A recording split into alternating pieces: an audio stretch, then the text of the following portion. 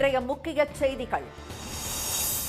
மக்கள் தொகை கணக்கெடுப்புடன் சாதிவாரி கணக்கெடுப்பு நடத்த மத்திய அரசு முடிவு. போதிய நிதி ஒதுக்கப்படாமல் அறிவிப்பு வெளியானதால் குழப்பம். பெஹல்காம் விவகாரம் எதிரொலியாக தேசிய பாதுகாப்பிற்கான ஆலோசனை குழு மாற்றம். ரா உளவு அமைப்பின் முன்னாள் தலைவர் தலைமையில் குழு மாற்றி அமைப்பு.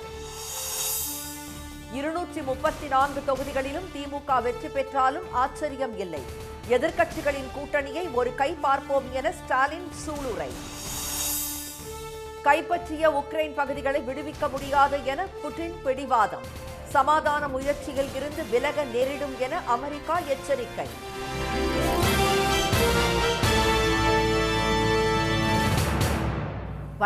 வணக்கம். மக்கள் தொகை கணக்கெடுப்புடன் சாதிவாரி கணக்கெடுப்பையும் சேர்த்து நடத்த அரசியல் விவகாரங்களுக்கான மத்திய அமைச்சரவை ஒப்புதல் அளித்துள்ளது. ஆங்கிலேயர் ஆட்சி காலத்தில் 1881ஆம் ஆண்டு முதல் 10 ஆண்டுகளுக்கு ஒருமுறை மக்கள் தொகை கணக்கெடுப்பு நடத்தப்பட்டு வருகிறது. அத்துடன் சாதிவாரி கணக்கெடுப்பும் நடத்தப்பட்டு வந்தது. இந்த சாதி அடிப்படையிலான மக்கள் தொகை கணக்கெடுப்பின் மூலம் ஒவ்வொரு சாதியினரின் பொருளாதார, சமூக மற்றும் கல்வி நிலையை மதிப்பிட முடியும். ஆனால் 1931ஆம் ஆண்டுக்கு பிறகு சாதிவாரி கணக்கெடுப்பு நடத்தப்படாமல் மக்கள் தொகை கணக்கெடுப்பு மட்டுமே நடத்தப்பட்டது. இந்நிலையில் 2011ஆம் ஆண்டு காங்கிரஸ் தலைமையிலான ஐக்கிய முற்போக்கு கூட்டணி ஆட்சியில் மக்கள் தொகை கணக்கெடுப்புடன் சாதிவாரியான தகவல்களும் திரட்டப்பட்ட போதும் ஆட்சி மாற்றத்திற்கு பிறகு பாஜக அரசு அதை வெளியிடுவதில் ஆர்வம் காட்டவில்லை. இதனால் 2011ஆம் ஆண்டு சாதிவாரி கணக்கெடுப்பு விவரங்களை வெளியிட கோரியும் பிற்படுத்தப்பட்டோர், தலித் மற்றும் பழங்குடியினருக்கு அவர்களின் மக்கள் தொகைக்கு ஏற்ப இடஒதுக்கீடு வழங்கவும் எதிர்க்கட்சித் தலைவர் திரு ராகுல் காந்தி தொடர்ந்து குரல் கொடுத்து வந்தார். சாதிவாரி கணக்கெடுப்பு மற்றும் இடஒதுக்கீடு அம்சங்களில் நாட்டுக்கே வழிகாட்டும் இடத்தில் இருக்கும் தமிழ்நாட்டிலும் முதலமைச்சர் திரு மு.க. ஸ்டாலின் சாதிவாரி கணக்கெடுப்பு நடத்த வலியுறுத்தி வந்ததுடன் சட்டப்பேரவையிலும் தனி தீர்மானத்தை நிறைவேற்றினார். இந்நிலையில் டெல்லியில் பிரதமர் திரு மோடி தலைமையில் நடைபெற்ற அரசியல் விவகாரங்களுக்கான மத்திய அமைச்சரவை கூட்டத்தில் அடுத்து நடைபெறும் மக்கள் தொகை கணக்கெடுப்புடன் சாதிவாரி கணக்கெடுப்பையும் இணைத்து நடத்த ஒப்புதல் வழங்கப்பட்டுள்ளது. இதனை மத்திய அமைச்சர் திரு அஸ்வினி வைஷ்ணவ் செய்தியாளர்களிடம் தெரிவித்தார். Under the leadership of our Prime Minister Shri Narendra Modi ji, the Cabinet Committee of Political Affairs has decided today, that is 30th April 2025, that caste enumeration should be included in the forthcoming census. This demonstrates that our government is committed to the values and interests of our society and country. சில மாநில அரசுகள் நடத்திய சாதிவாரி survey என்பது அரசியல் காரணங்களை பின்னணியாக கொண்டவை என மத்திய அரசு கருதுவதாகவும், உண்மையான சாதிவாரி கணக்கெடுப்பு மக்கள் தொகை கணக்கெடுப்புடன் இணைந்து நடத்தப்படும் என்றும் அவர் கூறினார். மக்கள் தொகை கணக்கெடுப்பு நடத்த 2 ஆண்டுகள் பிடிக்கும் என்றும் 12,000 கோடி ரூபாய் செலவாகும் என்றும் மதிப்பிடப்பட்டுள்ளது. ஆனால் கடந்த பட்ஜெட்டில் அதற்கான நிதியாக வெறும் 574 கோடி ரூபாய் மட்டுமே ஒதுக்கப்பட்டுள்ளதால் குழப்பம் எழுந்துள்ளது. பீகார் தேர்தலில் சாதிவாரி கணக்கெடுப்பு விவகாரம் முக்கிய பிரச்சார அம்சமாக உருவெடுத்துள்ள நிலையில் பாஜக அரசின் இந்த திடீர் முடிவுக்கு அரசியல் கணக்கீடு காரணமாக இருக்கலாம் என கருதப்படுகிறது. கடந்த நாடாளுமன்ற தேர்தலில் பாஜகவுக்கு பெரும்பான்மை கிடைக்காமல் போனதற்கு சாதிவாரி கணக்கெடுப்பு குறித்த இந்தியா கூட்டணியின் வாக்குறுதியும் முக்கிய காரணம் என்று நிபுணர்கள் கூறியிருந்தது குறிப்பிடத்தக்கது. தேசிய பாதுகாப்பிற்கான ஆலோசனை குழு முன்னாள் உளவுத்துறை தலைவர் திரு அலோக் ஜோஷி தலைமையில் மாற்றி அமைக்கப்பட்டுள்ளது. ஜம்மு காஷ்மீரின் பெஹல்காமில் கடந்த 22ஆம் தேதி சுற்றுலா பயணிகள் மீது தீவிரவாதிகள் நடத்திய துப்பாக்கிச் சூட்டில் 26 பேர் பலியாகினர். இதையடுத்து பாகிஸ்தானிற்கு எதிராக சிந்து நதிநீர் பங்கீடு ஒப்பந்தத்தை நிறுத்துவது உள்ளிட்ட அதிரடி முடிவுகளை மத்திய அரசு எடுத்தது. அட்டாரி எல்லைப்பகுதி மூடப்பட்டு பாகிஸ்தானியர்களுக்கு வழங்கப்பட்டிருந்த அனைத்து வகை விசாக்களும் ரத்து செய்யப்பட்டன. அடுத்தடுத்த நடவடிக்கைகளால் போர் பதற்றம் அதிகரித்து வரும் நிலையில் எல்லைப்பகுதியில் பாகிஸ்தான் படையினர் துப்பாக்கிச்சூடு நடத்தி வருகின்றனர். அவர்களுக்கு இந்திய ராணுவம் பதிலடி கொடுத்து வருகிறது. இந்நிலையில் டெல்லியில் திரு மோடி தலைமையில் பாதுகாப்புத்துறைக்கான உயர்மட்ட குழு கூட்டம் நேற்று இரவு நடைபெற்றது. இதில் பெஹல்காம் தாக்குதலுக்கான பதிலடி நடவடிக்கையை எந்த வகையில், எப்படி, எப்போது மேற்கொள்வது என்பதை முடிவு செய்ய முப்படைகளுக்கு முழு சுதந்திரம் அளிப்பது என்று முடிவு செய்யப்பட்டது. அதன் தொடர்ச்சியாக டெல்லியில் பிரதமர் திரு மோடி தலைமையில் பாதுகாப்பிற்கான அமைச்சரவை குழுவின் 2வது கூட்டம் பிரதமர் இல்லத்தில் இன்று நடைபெற்றது. பாதுகாப்புத்துறை அமைச்சர் திரு ராஜ்நாத் சிங், உள்துறை அமைச்சர் திரு அமித் ஷா, வெளியுறவுத்துறை அமைச்சர் திரு ஜெய்சங்கர், நிதியமைச்சர் திருமதி நிர்மலா சீதாராமன் ஆகியோர் இக்கூட்டத்தில் கலந்து கொண்டனர். அப்போது தேசிய பாதுகாப்பிற்கான ஆலோசனை குழுவை முன்னாள் ரா அமைப்பின் தலைவர் திரு அலோக் ஜோஷி தலைமையில் மாற்றி அமைக்க முடிவு செய்யப்பட்டது. புதிய தேசிய பாதுகாப்பு ஆலோசனை குழுவில் மேற்கு பகுதிக்கான முன்னாள் ஏர் மார்ஷல் PM சின்ஹா, தெற்கு பகுதிக்கான முன்னாள் ராணுவ தளபதி லெப்டினன்ட் ஜெனரல் A.K. சிங், முன்னாள் வெளியுறவுத்துறை அதிகாரி வெங்கடேஷ், ஓய்வு பெற்ற முன்னாள் காவல்துறை அதிகாரிகள் ராஜீவ் ரஞ்சன் வர்மா, மன்மோகன் சிங் உள்ளிட்டோர் இடம்பெற்றுள்ளனர். போர்க்கள அனுபவமும் ராணுவ நிபுணத்துவமும் கொண்டவர்களான இவர்கள் உள்நாட்டு மற்றும் வெளிநாட்டு விவகாரங்களை கையாள்வதிலும் திறன்மிக்கவர்கள் என்று மத்திய அரசு வட்டாரங்கள் தெரிவித்தன. 2026 சட்டப்பேரவை தேர்தலில் திமுக 234 தொகுதிகளில் வெற்றி பெற்றாலும் ஆச்சரியமில்லை என முதலமைச்சர் திரு மு.க. ஸ்டாலின் தெரிவித்துள்ளார். சென்னை அண்ணா அறிவாலயத்தில் உள்ள கலைஞர் அரங்கில் இன்று நடந்த திருமண நிகழ்ச்சியில் பேசிய அவர், தாம் செல்லும் இடங்களிலெல்லாம் நல்ல வரவேற்பு கிடைப்பதாகவும், ஒவ்வொரு மாவட்டத்திலும் 4 முதல் 5 கிலோமீட்டர் வரை நடந்தே செல்லும் போது மக்கள் திரண்டு வந்து வரவேற்கும் காட்சியை பார்க்கும்போது மெய் சிலிர்த்து போவதாகவும் தெரிவித்தார். வரும் தேர்தலில் 200 இடங்களில் திமுக வெல்லும் என்று முன்பு சொல்லியதாக கூறிய திரு ஸ்டாலின், தற்போது உள்ள சூழலில் 234 தொகுதிகளிலும் திமுக வென்றால் ஆச்சரியமில்லை என்றார். 2026ஆம் ஆண்டு இங்கே கூட 200 அல்ல 220 வரும்னு சொன்னார். என்ன கஞ்சம் அதில் உங்களுக்கு 234 சொல்லுங்களேன், வந்தாலும் ஆச்சரியம் இல்லை. ஏன்னா போகிற இடங்களெல்லாம் நான் அந்த வரவேற்பை பார்க்கிறேன். நம்மை எதிர்க்கக்கூடியவர்கள் எந்த நிலையில் வந்தாலும் சரி, எப்படிப்பட்ட கூட்டணியை வைத்துக் கொண்டு வந்தாலும் சரி, ஒரு கை பார்ப்போம் என்ற உணர்வோடுதான் கடமையை செய்வதாக திரு ஸ்டாலின் கூறினார். வருமான வரித்துறை, சிபிஐ, அமலாக்கத்துறை ஆகியவற்றை வைத்து மிரட்டினாலும் கவலைப்பட வேண்டாம் என்று திரு ஸ்டாலின் கேட்டுக்கொண்டார்.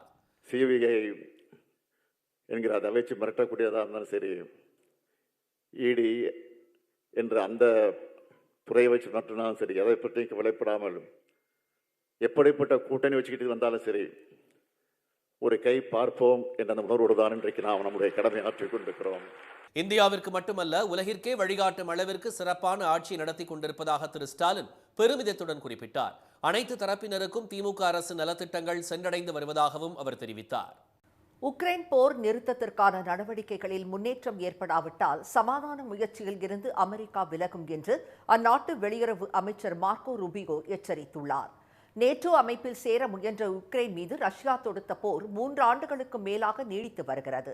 இந்த போரை முடிவுக்கு கொண்டுவர அமெரிக்க அதிபர் தொடர்ந்து முயற்சி செய்து வருகிறார்.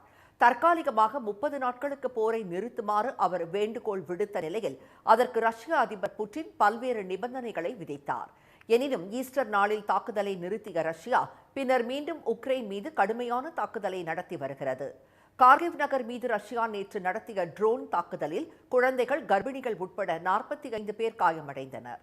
இதனிடையே உக்ரைன் போரில் ரஷ்யாவிற்கு ஆதரவாக 15,000 வடகொரிய வீரர்கள் களத்தில் உள்ளதாகவும் அவர்களில் 100கணக்கானோர் உயிரிழந்ததாகவும் தென்கொரிய உளவுத்துறைக்கான நாடாளுமன்ற குழு உறுப்பினர் லீ ஜியோங் குவென் தெரிவித்துள்ளார். இதனிடையே அமைதி ஒப்பந்தம் தொடர்பாக இரு நாடுகளும் உறுதியான நிலைப்பாட்டில் இல்லாவிட்டால் அதற்கான முயற்சிகளில் இருந்து அமெரிக்கா விலக நேரிடும் என்று வெளியுறவு அமைச்சர் மார்க்கோ ரூபியோ கூறியுள்ளதாக வெள்ளை மாளிகை செய்தி தொடர்பாளர் டாமி ப்ரூஸ் தெரிவித்துள்ளார். இதனிடையே உக்ரைன் போரில் ரஷ்யா கைப்பற்றிய டொனெட்ஸ்க், லுஹான்ஸ்க், கெர்சோன், ஜபோரோசியா ஆகிய பகுதிகளை விடுவிக்க முடியாது என்றும் தொடர்ந்து அவை ரஷ்யாவசமே இருக்கும் என்றும் புட்டின் உறுதிபட தெரிவித்துள்ளார். அப்பகுதிகளில் வசிப்பவர்கள் செப்டம்பர் 10ஆம் தேதிக்குள் சட்ட ரீதியாக ரஷ்ய குடியுரிமை பெறாவிட்டால் வெளியேற்றப்படுவார்கள் என்றும் அவர் எச்சரித்துள்ளார். இதனால் உக்ரைன் போர் நிறுத்தத்திற்கான அமெரிக்காவின் முயற்சி பெரும் தடுமாற்றத்தை சந்தித்து வருகிறது. மின்னணு பொருட்கள் உற்பத்தியில் இந்திய அளவில் முதலிடத்தில் உள்ள தமிழ்நாடு $100 பில்லியன் இலக்கை நோக்கி முன்னேறி வருவதாக தொழில்துறை அமைச்சர் திரு TRB ராஜா தெரிவித்துள்ளார். சென்னை தலைமைச் செயலகத்தில் இன்று செய்தியாளர்களிடம் பேசிய அவர், மின்னணு உதிரி பாகங்கள் உற்பத்தி சிறப்பு திட்டத்தை முதலமைச்சர் தொடங்கி வைத்துள்ளதாக கூறினார். மத்திய அரசு அறிவித்துள்ள திட்டங்களுக்கு இணையாக இந்த திட்டத்தில் சலுகைகள் வழங்கப்பட்டுள்ளதாக திரு ராஜா தெரிவித்தார். 1.25 லட்சம் கோடி ரூபாய் அளவிற்கான மின்னணு பொருட்கள் உற்பத்தி இந்த ஆண்டு தமிழ்நாட்டில் நடைபெற்று இந்தியாவில் முதலிடத்தை அடைந்துள்ளதாக அவர் கூறினார். எலக்ட்ரானிக்ஸ் மேனுஃபேக்சரிங்கில் இன்று இந்திய அளவில் நம்பர் 1 மாநிலமாக கடந்த இந்த ஒரு ஆண்டில் மட்டும் 14.6 பில்லியன் 14.6 பில்லியன் US டாலர், அதாவது கிட்டத்தட்ட 1.25 லட்சம் கோடி ரூபாய்க்கான மேனுஃபேக்சரிங் இங்கே தமிழ்நாட்டில் நடந்து மிகப்பெரிய ஒரு சாதனையை தமிழ்நாடு தொழில்துறை தொழிலாளர்களின் அந்த அமோகமான அந்த அற்புதமான உழைப்பு, தொழில் முதலீட்டாளர்களின் மேற்பார்வையில் மிகப்பெரிய வளர்ச்சியை தமிழ்நாடு கண்டிருக்கிறது. மின்னணு உதிரி பாகங்கள் உற்பத்தி சிறப்பு திட்டத்தின் மூலம் 30,000 கோடி ரூபாய் முதலீடுகளை ஈர்க்க முடியும் என்றும் 60,000 பேருக்கு வேலைவாய்ப்பு கிடைக்கும் என்றும் அவர் கூறினார். மின்னணு பொருட்கள் உற்பத்தியில் $100 பில்லியன் இலக்கை தொட வேண்டும் என்று முதலமைச்சர் உத்தரவிட்டுள்ளதாகவும், முதலீட்டாளர்களுக்கு நம்பகத்தன்மை உள்ள காரணத்தினால் தமிழ்நாட்டை நோக்கி அதிக முதலீடுகள் வருவதாகவும் திரு ராஜா தெரிவித்தார். ஆபரண தங்கத்தின் விலை அதிரடியாக உயர்ந்து வரும் நிலையிலும் அட்சய திருத்திகை நாளான இன்று நகை வாங்க கடைகளில் மக்கள் குவிந்தனர். அட்சய திருத்திகை நாளில் தங்கம், வெள்ளி உள்ளிட்டவற்றை வாங்கினால் மேலும் பெருகும் என்பது நம்பிக்கை.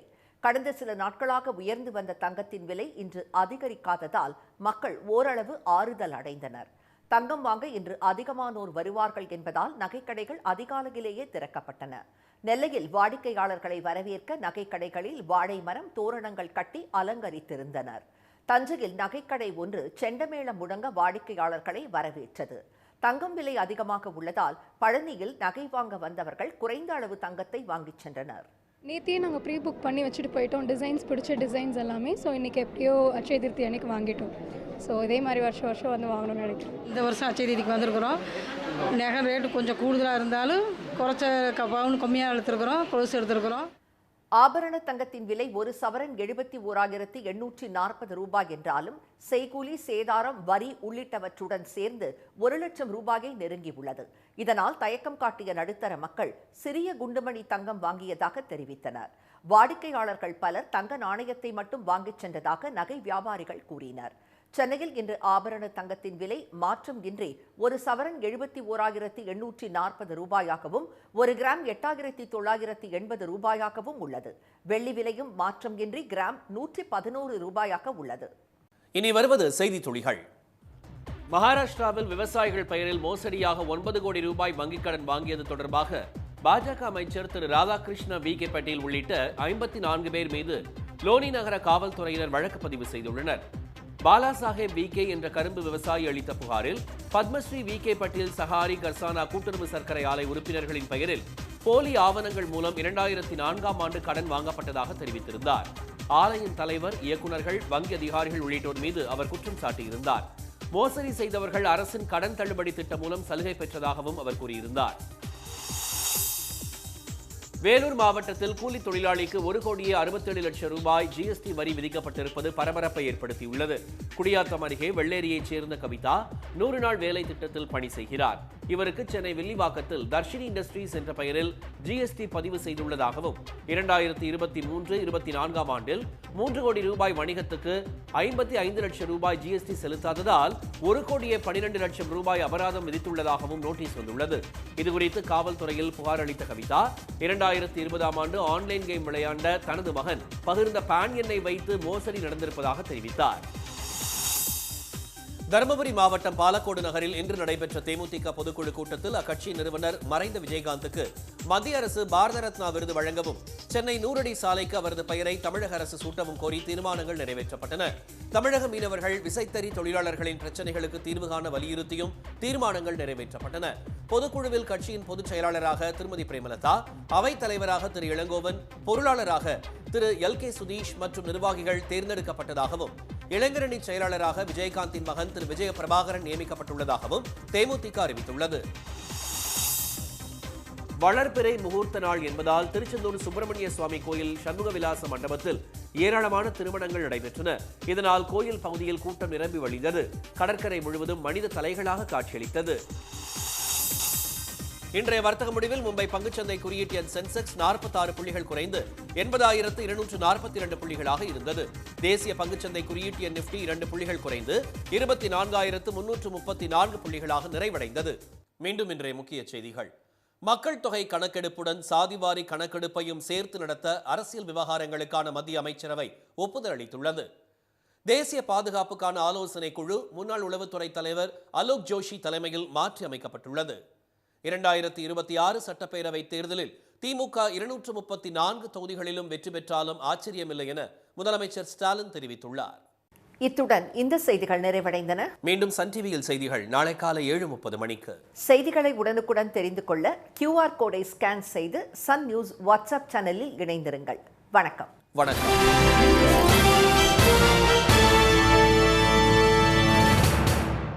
உடனுக்குடன் செய்திகளை தெரிந்து கொள்ள சன் நியூஸ் பெல் ஐகானை கிளிக் பண்ணுங்க.